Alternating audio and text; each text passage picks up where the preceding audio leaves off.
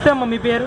నా పేరు విజయలక్ష్మి అండి. గతంలో జగన్మోహన్ రెడ్డి గారు ప్రవేశపెట్టినయే మళ్ళీ అవే ప్రవేశపెడతానంటున్నారు పథకాలు. దానివల్ల ఏంటంటే వచ్చిన వాళ్ళకే వచ్చిన డబ్బులు కానీ రాని వాళ్ళకి అసలు రాలేదు. అది ఏంటంటే అది అక్కడ మహిళలకి చాలా అన్యాయం జరిగింది. బాబు గారు ప్రవేశపెట్టిన పథకాలు మాత్రం బాగున్నాయి, మహిళలకు ఉపయోగకరంగా ఉన్నాయి. డ్వాక్రా సంఘాల రుణాలు కానీ, అట్లాగే ఉచిత బస్సు ప్రయాణం కానీ, గ్యాస్ సిలిండర్ సంవత్సరానికి 3 కానీ, ఇటువంటి పథకాలన్నీ బాబు గారు ప్రవేశపెట్టినవి మహిళలందరికీ ఆమోదయోగ్యంగా ఉన్నాయి. జగన్మోహన్ రెడ్డి గారు గతంలో రుణమాఫీ చేశారు. ఎట్లా అంటే ఆయన గెలిచిన దగ్గర నుంచి గెలిచే వరకు ఎంత అప్పు ఉందో అంత అప్పు మాఫీ చేస్తామన్నారు. అట్లా ఏంటంటే చాలా సంఘాలు అన్యాయం అయిపోయినాయి. కొంతమందికి రుణాలు లేవు, కొంతమందికి ఏమో అసలు అప్పుడే స్టార్ట్ అయిన గ్రూపులు ఉన్నాయి. కాబట్టి వచ్చిన వాళ్ళకి వచ్చినాయి, రాని వాళ్ళకి అసలు రాలేదు. ఆ విషయంలో మాత్రం డ్వాక్రా సంఘాలకి చాలా అన్యాయం జరిగింది. అంతకుముందు బాబు గారు ఏంటంటే 2014లో పసుపు కుంకుమ కింద ప్రతి ఒక్క గ్రూప్ సభ్యురాలకి న్యాయం చేశారు. అట్లా ఉంటే బాగుండేదని చెప్పేసి మా గ్రూప్ సభ్యులందరూ మేము అనుకున్నాము. ముఖ్యంగా జగన్ గారి పాలన ఎలా అనిపించింది? మరి కొద్ది రోజుల్లోనే మన రాష్ట్రానికి సంబంధించి ఎలక్షన్స్ ఉన్నాయి. ఈసారి ఎవరు గెలిస్తే బాగుంటుంది అంటారు? అసలు జగన్మోహన్ రెడ్డి గారు ఒక్క ఛాన్స్ అని చెప్పేసి అధికారంలోకి వచ్చారు. అది కూడా రాజశేఖర్ రెడ్డి గారి పేరును ఉపయోగించుకొని ఒక్క ఛాన్స్ అని అధికారంలోకి వచ్చారు. చాలామంది భవన నిర్మాణ కార్మికులకు ఉపాధి లేకుండా పోయింది. అట్లాగే చదువుకున్న పిల్లలు యూత్ ఎక్కడ ఉద్యోగం అన్నది లేదు. ప్రధానంగా రాజధాని అన్నది మన రాష్ట్రానికి లేదు. 3 రాజధానులు అన్నారు, ఇంతవరకు అసలు ఎక్కడ పని జరిగినట్టు లేదు. కాబట్టి మనం ఏంటంటే మన రాజధాని, మన అమరావతిని మనం కాపాడుకోవడానికి మళ్ళీ బాబు గారిని గెలిపించుకుంటేనే ఇక్కడ డెవలప్మెంట్ ఉంటుందని చెప్పేసి మేము భావిస్తున్నాం. అంటే ముఖ్యంగా గతంలో చంద్రబాబు నాయుడు గారు ఎలాంటి అభివృద్ధి చేయలేదు, నేను వచ్చిన తర్వాత ఇక్కడ అభివృద్ధి జరిగిందని చెప్పేసి కూడా జగన్మోహన్ రెడ్డి గారు మాట్లాడుతూ ఉన్నారు.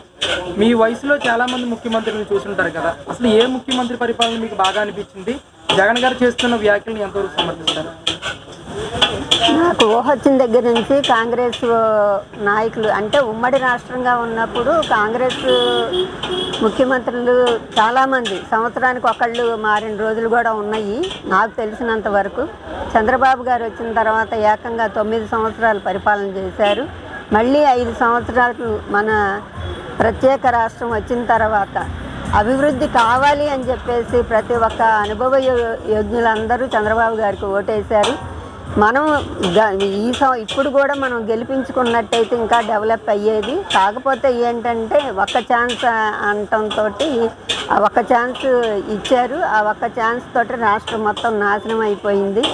మహిళలకు కానీ, యూత్కి కానీ, ఆడపిల్లలకు కానీ ఎక్కడా కూడా న్యాయం జరిగిన దాఖలా లేవు. ఇదిగో మేము బాగుపడ్డాము ఈ ప్రభుత్వంలో అన్నవాళ్ళు ఒక్కళ్ళు లేరండి. అట్లాగే ఏంటంటే ఇప్పుడు యూత్ ఉన్నారు, ఈ ఒక్క ఛాన్స్, రెండో ఛాన్స్ అని చెప్పేసి అంటున్నారు. రెండో ఛాన్స్ కూడా ఇస్తే రాష్ట్రం మొత్తం ఖాళీ అయిపోద్ది. ఇతర రాష్ట్రాలకు వెళ్ళిపోవడానికి చాలామంది నిర్ణయించుకున్నారు.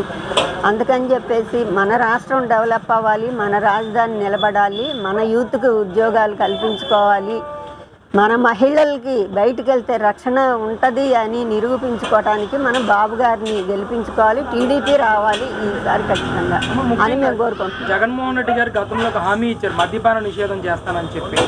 ఇప్పుడు ఎంతవరకు దాని మీద ఈయన అమలు చేసే ప్రయత్నం చేశారంటారు? లేటెస్ట్గా ఇచ్చిన మేనిఫెస్టోలను కూడా ఎక్కడ మద్యపాన నిషేధం గురించి జగన్మోహన్ రెడ్డి గారు వివరించిన పరిస్థితి మనం చూస్తూ ఉన్నాం. అసలు ఏం చెప్తారు దీని గురించి? మద్యపాన నిషేధం చేస్తాను అని చెప్పేసి కంప్లీట్గా ఎత్తేస్తాను అని చెప్పేసి చెప్పారు. మళ్ళీ 2024లో నేను మద్యపాన నిషేధం చేస్తేనే, కంప్లీట్గా నిషేధం చేస్తేనే నేను మీ దగ్గరకు వచ్చి ఓట్లు అడుగుతానన్నారు.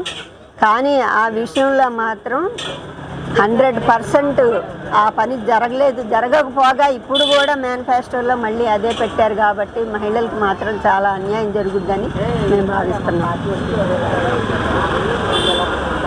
అయినా మాగరికి ఏం చెప్తారు? ఈ కూటమి గెలిచే అవకాశం ఉందంటారా, జగన్మోహన్ రెడ్డి గారు గెలిచే అవకాశం ఉందంటారా? కూటమిని గెలిపించుకోవాలనే ప్రతి ఒక్కళ్ళు ప్రయత్నం చేస్తున్నారండి. ఎక్కడ విన్నా కూడా మాకు తెలిసి మేము మా గ్రూప్ సభ్యుల్లో కానీ మేము ఎక్కడ మీటింగ్లకు వెళ్ళినా కూడా, కాకపోతే ఏంటంటే అరాచక పరిపాలనలో భయపడి అందరూ బయటికి రావట్లేదు. సైలెంట్గా ఈసారి కూటమినే గెలిపించుకోవడానికి 100% ప్రయత్నం చేస్తున్నారు జనం. చంద్రబాబు నాయుడు గారు గెలిస్తే ఎలాంటి న్యాయం జరుగుతుందంటారు మన రాష్ట్రానికి సంబంధించి? మెయిన్ రాష్ట్రం డెవలప్ అయిద్దండి. అది మన మన రాజధాని కానీ యూత్కు ఉద్యోగ అవకాశాలు కల్పించుకోవటానికి కానీ రాష్ట్రం అభివృద్ధి చెందుద్ది. మళ్ళీ ప్రపంచ పటంలో ఆంధ్రప్రదేశ్ ఎక్కడ ఉన్నది అన్నది ప్రజలందరికీ, దేశ ప్రజలేంటి ప్రపంచ ప్రజలందరికీ అర్థమవుతుంది. మీ మంగళగిరిలో పోటీ ఎలా ఉంటుందమ్మా అసలు?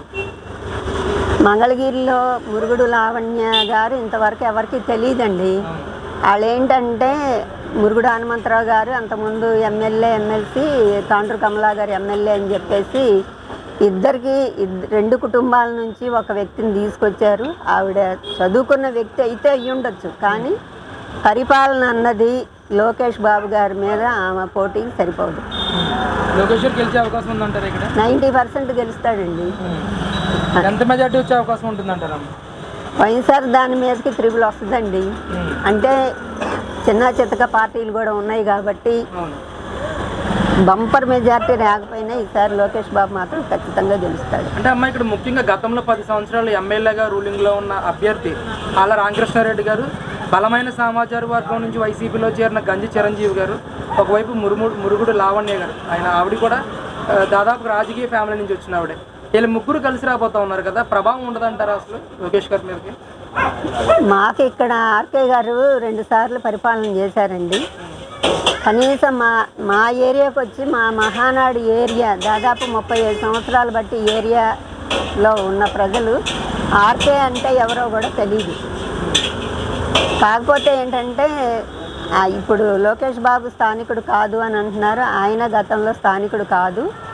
అయినా కూడా ఏంటంటే పార్టీ జగన్ నిలబెట్టిన అభ్యర్థి కాబట్టి ఒక్క ఛాన్స్లో రెండోసారి కూడా ఆయన కొట్టుకొచ్చారు కాబట్టి ఈసారి గంజి చిరంజీవి గారు 5 ఓట్లతో పోయినసారి ఓడిపోయారు. ఆ ఓడిపోయిన వ్యక్తి ఈసారి పోటీ చేస్తే నేను గెలుస్తాను అనే నమ్మకం లేకుండా ఆయన ఇందులో చైర్మన్ పదవి ఇచ్చారు. వేరే ఇంకా 3 పదవులు ఇచ్చారు చంద్రబాబు గారు గంజి చిరంజీవికి. అయినా కూడా ఆయన పార్టీని వదిలిపెట్టి వైసీపీలో జాయిన్ అయ్యారు అని అంటే అది ఆయన వ్యక్తిత్వానికే అర్థం అవ్వాలి. ఆర్కే గారి గురించి మాత్రం మంగళగిరి నియోజకవర్గం ఓట్లు వేయరండి. చైర్మన్ పదవి ఇచ్చారు. వేరే ఇంకా 3 పదవులు ఇచ్చారు చంద్రబాబు గారు గంజి చిరంజీవికి. అయినా కూడా ఆయన పార్టీని వదిలిపెట్టి వైసీపీలో జాయిన్ అయ్యారు అని అంటే అది ఆయన వ్యక్తిత్వానికే అర్థం అవ్వాలి. ఆర్కే గారి గురించి మాత్రం మంగళగిరి నియోజకవర్గం ఓట్లు వేయరండి.